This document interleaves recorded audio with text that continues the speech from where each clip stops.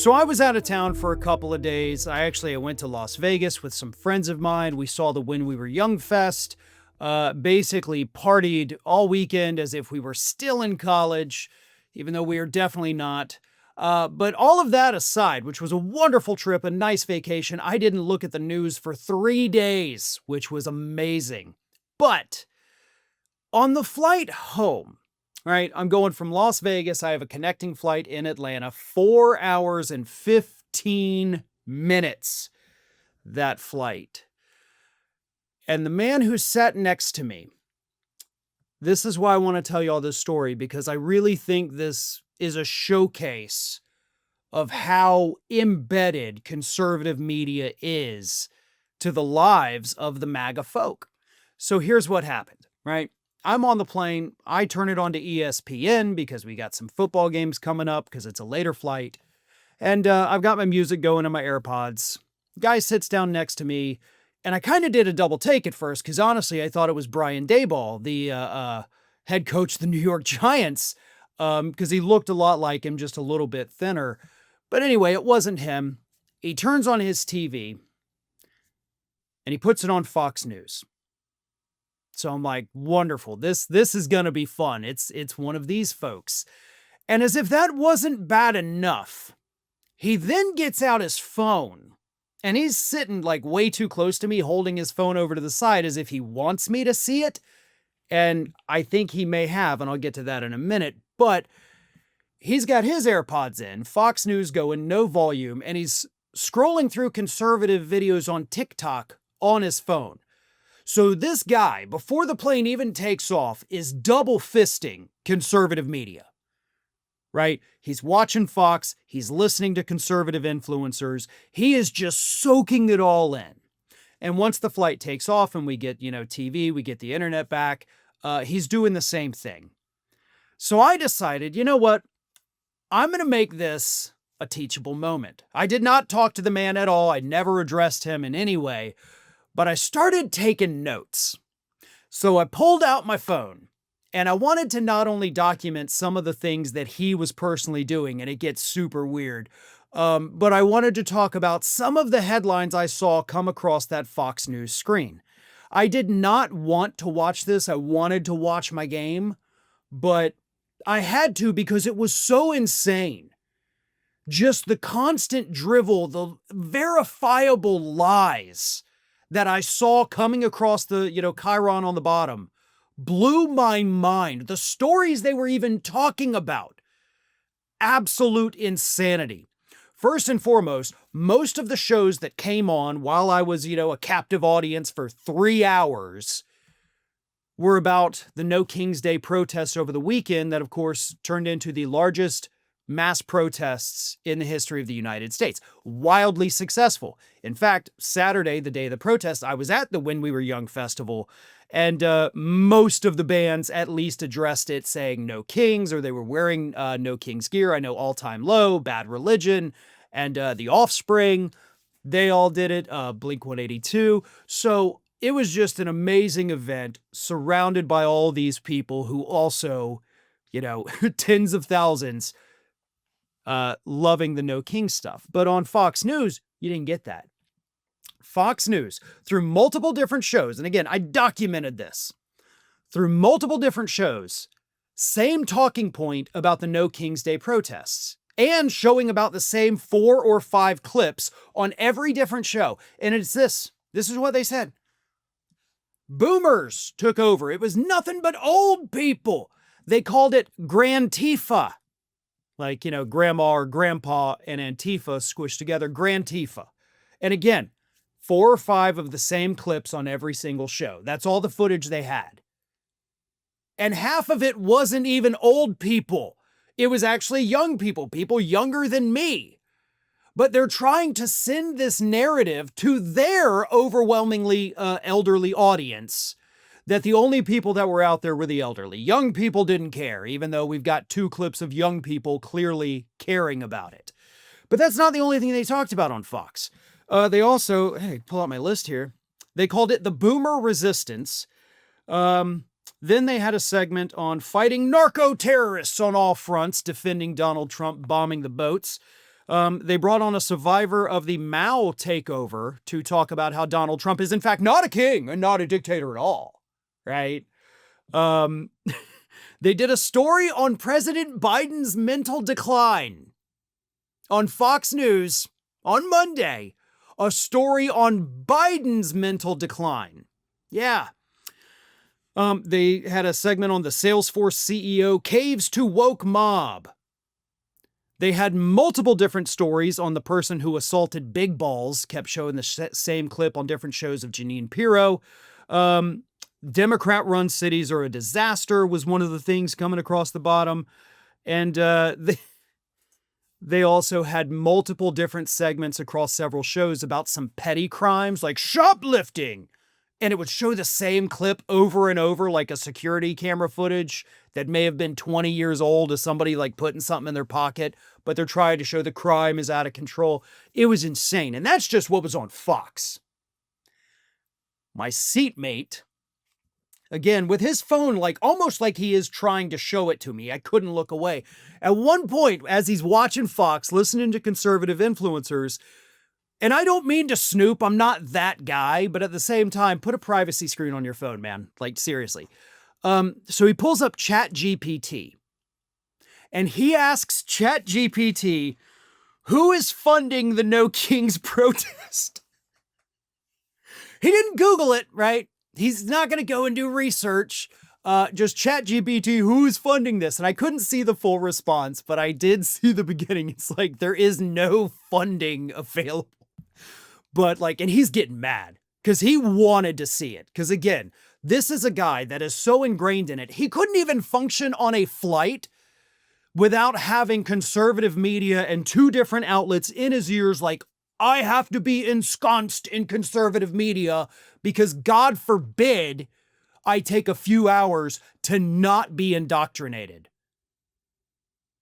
I honestly, like, I know tons of people on the left. I meet fans, I meet people, I see people that are hugely political involved. I don't know any of them that ever are double fisting liberal media around the clock at every given opportunity. No, we have lives. We have other things we enjoy, but not these folks. And that's why it is so powerful for them. They are just nonstop. And that's why they believe these crazy, stupid, completely fact-free things that they believe is because they are consuming every waking hour. And that's why I wanted to tell this story. Not to make fun of this gentleman, although should, but to tell you just from this firsthand experience how ingrained the conservative media is for these people. They cannot function without it. And I know that because when we had about an hour left in the flight, we hit some rough turbulence and we actually lost our TVs and our Wi-Fi. So this guy had nothing. And he just sat there the rest of the flight like, I don't know what to do. Somebody, I need a conservative to yell in my ear and tell me what to think right now. He looked so confused. But prior to that happening, again, while he's holding his phone as if to show me, I look over at it and I see my face.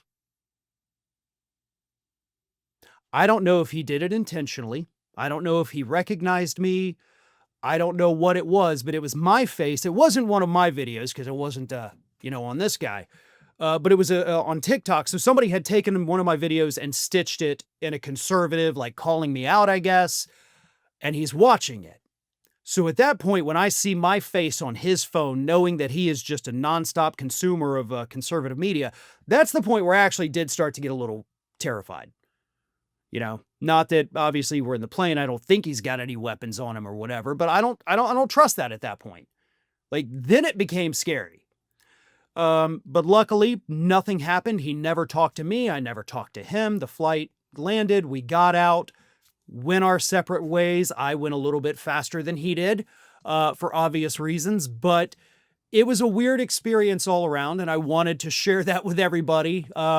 Certainly a great trip all around, and then super weird on that last little flight there. But the bottom line is these folks really are so ingrained into their conservative media They cannot function without it.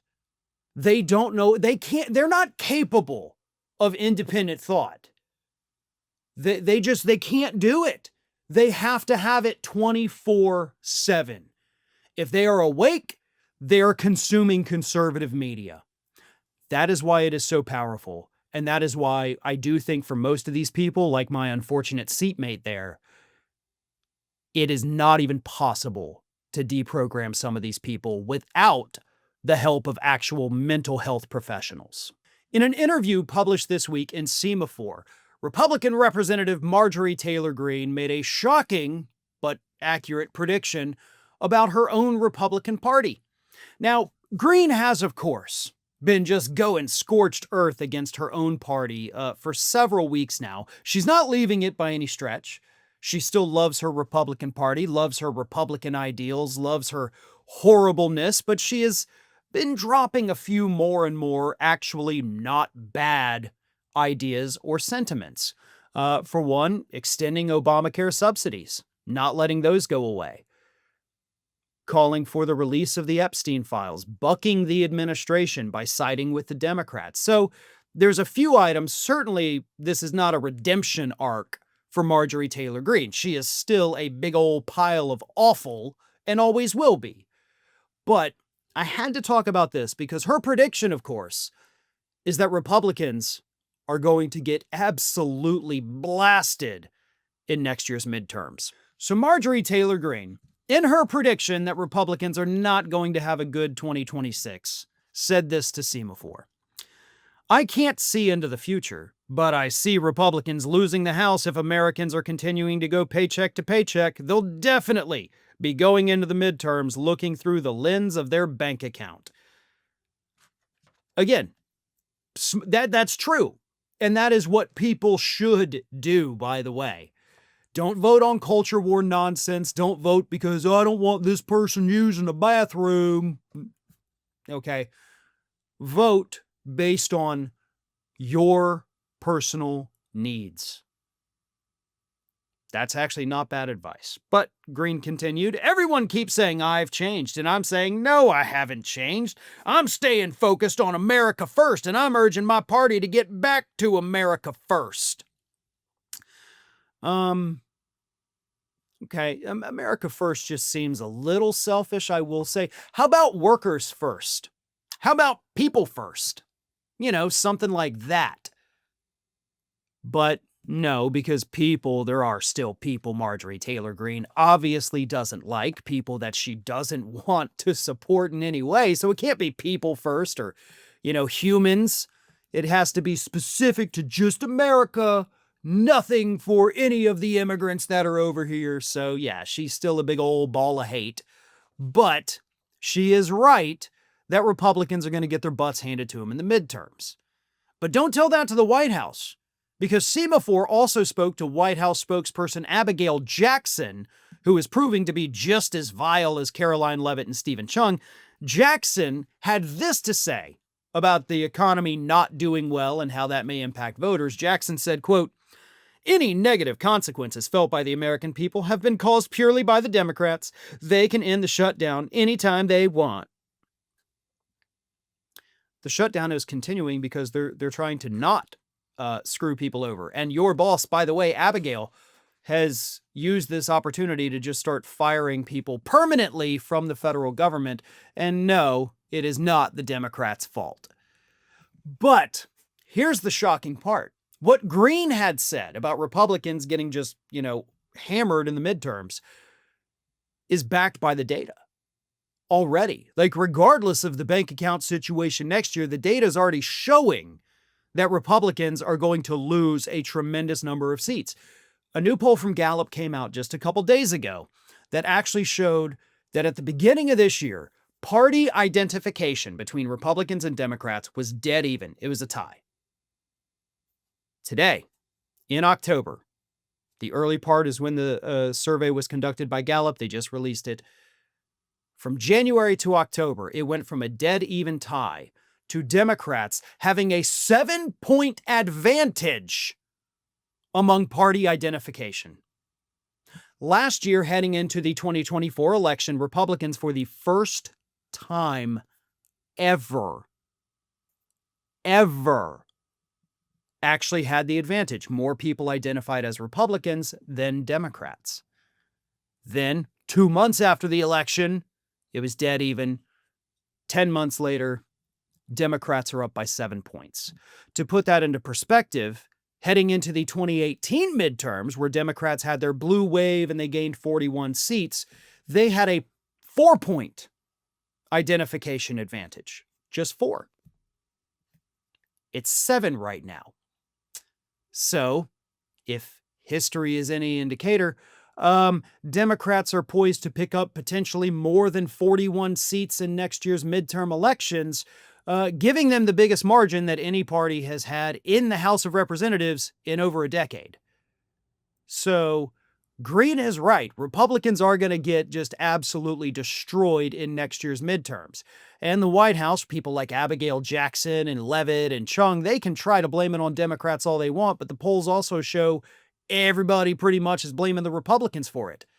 So there is pain, there is suffering, there is economic hardships, there are layoffs, there's all kinds of horrible things, increasing consumer prices, inflation is up, and all of these bad things, in addition to the government shutdown, the American public, at least a vast majority of them, know exactly who is to blame for it, and it's not the Democrats. According to a new report this week from Judd Legum at the site Popular Information, ICE, Immigration and Customs Enforcement, has upped their spending on weapons this year, including purchases of what is described as guided missile warheads. Now, we all know that as part of the One Big Beautiful Bill Act, ICE got an additional $170 billion, meaning that ICE now has more money than the militaries of Poland, Italy, Australia, Canada, Turkey, and Spain. It's slightly just below Israel. And this is just one department in the federal government that is not even a part of our $1 trillion per year military. So ICE is getting all this money. And throughout the year, they've had other money to spend. And as Legum points out, they have spent an additional 700%. That is how much their spending has increased already this year. 700% on small arms, ordnance, and ordnance accessories. The type of weaponry purchased by ICE includes guns and armors.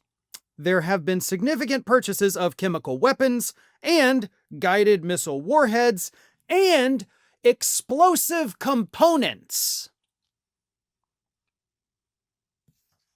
So we got more guns, we got more armor, we've got more chemical weapons,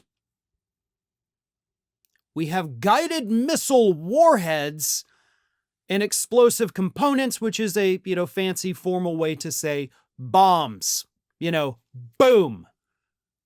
Because those are the things that ICE needs to go and grab a family of 4 out of their beds and detain them, right? This is utter insanity. And I swear to God, I'm getting tired of uttering the phrase utter insanity, but I'm at a loss for another way to describe what is happening in this country right now. ICE is becoming its own little military when their only job is supposed to be to investigate, apprehend, and detain. And, after court hearings, either release or deport. That's the job of ICE. ICE is not meant to go in as these, guns-drawn police officers, right? Everybody get on the floor. That's not what ICE is supposed to be. If situations like that were to arise, and that is what is needed, that is a job for the FBI. That is a job for local police departments. ICE is Immigrations and Customs Enforcement. We're just here to make sure everybody is here legally, and if you're not, we got to take you. Here's your court date. That's what ICE is supposed to be on paper. But Trump has turned it into another branch of the military, except this is one that he can do whatever the hell he wants with. I mean, he is commander-in-chief of the armed forces, sure, but we have already seen judges across the country tell him, no, you can't federalize the National Guard based on your crazy conspiracy theories. You can't do it. He doesn't have that problem with ICE. Kristi Noem is not going to tell Trump no, especially not with all these fancy new weapons they can deploy against American citizens. And we already saw over the weekend that doesn't really work out very well for the Trump administration, does it? That little military thing they did out in California, right, where they decided to explode a bunch of munitions above the freeway, even though Gavin Newsom told them, like, that's a really dumb idea, people could get hurt, and they're like, we're going to do it anyway. And then, of course, J.D. Vance's own motorcade got hit by shrapnel. So, you know, F around, find out, right? But this is becoming a branch of the military that is solely under the control and the legal authority of Donald Trump. They're going to start bombing people. They're going to send missiles in. Missiles! They have them. You think they're not going to use them? Under the guidance of the guy who said, why can't we just nuke the hurricanes? This is a disaster waiting to happen. And everyone should be terrified by these purchases that ICE is making.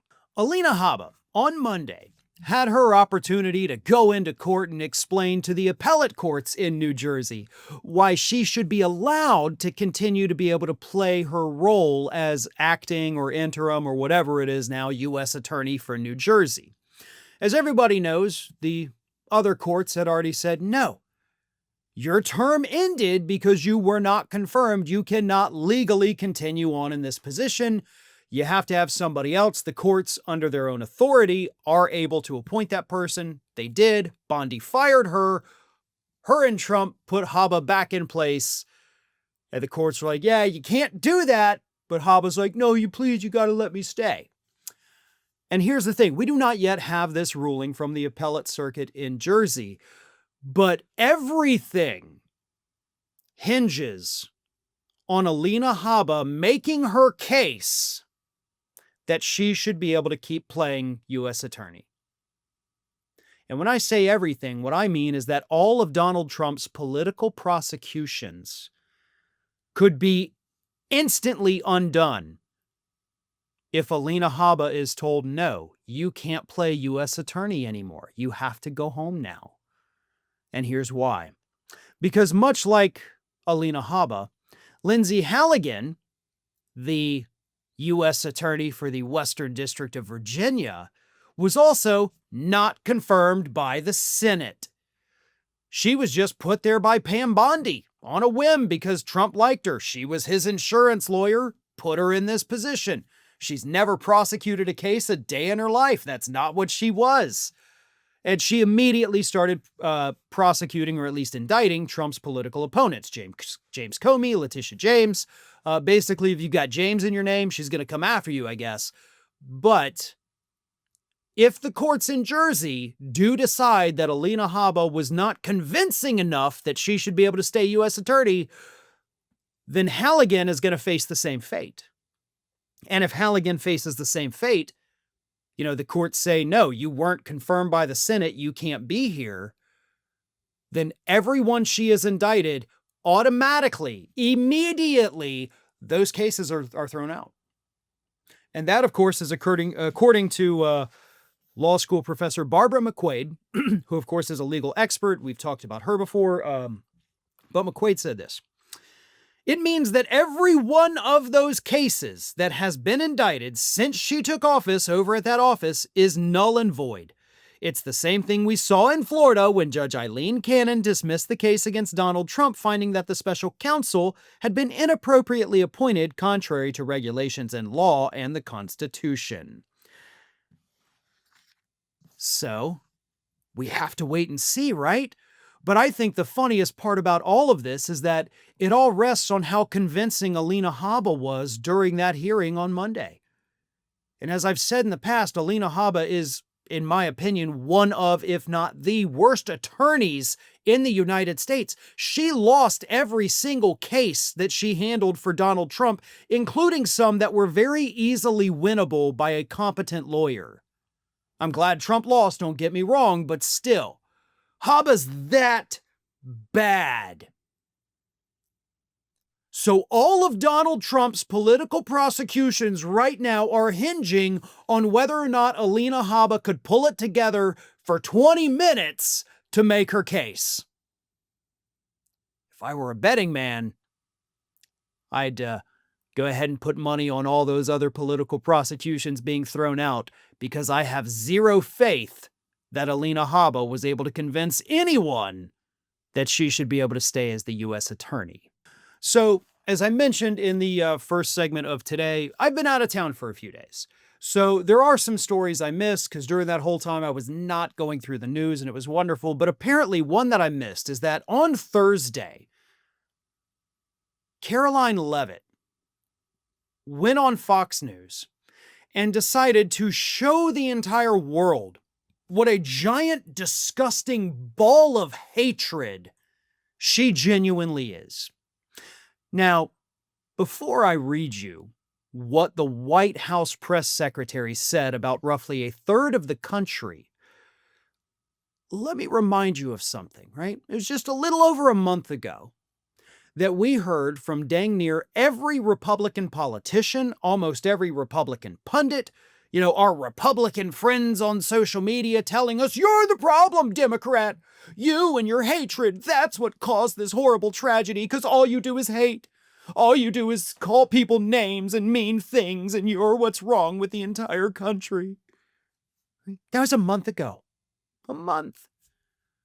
And yet, on Fox News on Thursday, with hosts Sandra Smith and John Roberts, who said nothing at all, by the way, Karoline Leavitt said this. And actually, let me give you a little context first. They were talking about the fact that Zoran Mamdani had, of course, done an interview with Fox News host Martha McCallum, who was really well received. He did a great job.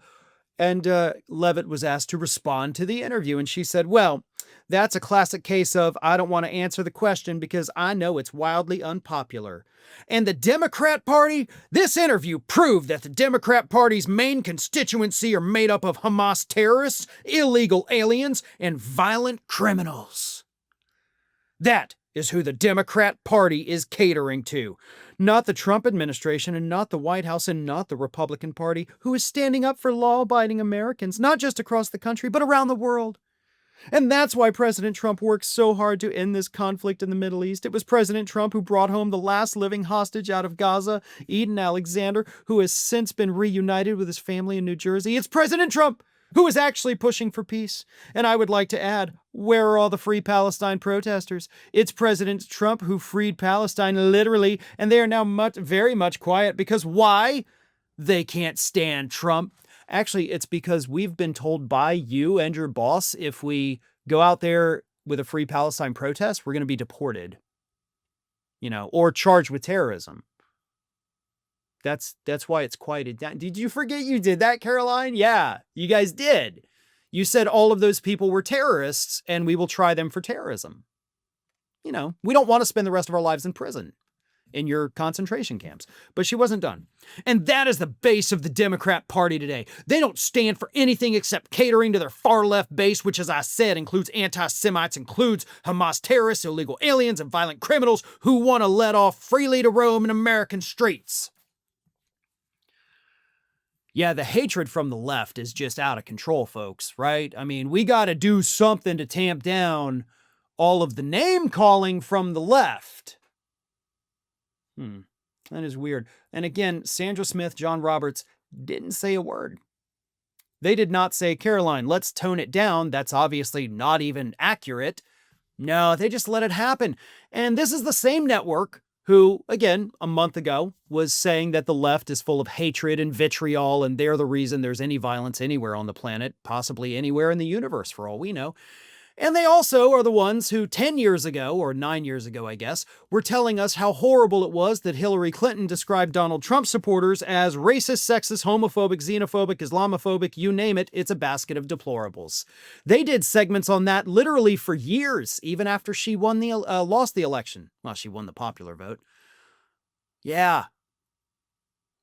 Hillary Clinton and her basket of deplorables warranted years' worth of coverage. Karoline Leavitt goes out there, effectively does the exact same thing, and the goddamn hosts on the network couldn't even be bothered to say, Karoline, can you chill the F out for a second, you f***ing freak? Because this is not normal, folks. This is not a normal way that a rational, thinking, and mature human being responds on national media. I'm sorry, but it's not. And of course, this is the same woman who several days later gets a question from a reporter on a text message and she's like, your mom. We've got an 11-year-old boy, because that's her maturity level. It's not of an 11-year-old girl, it's an 11-year-old boy at this point. It's crude, it's gross, it's immature, it's vile, but she's in her late 20s. Maybe she ought to talk to her elderly husband about how to be more mature.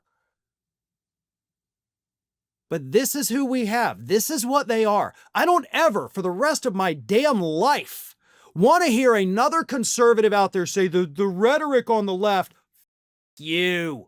That's the rhetoric on the left right now.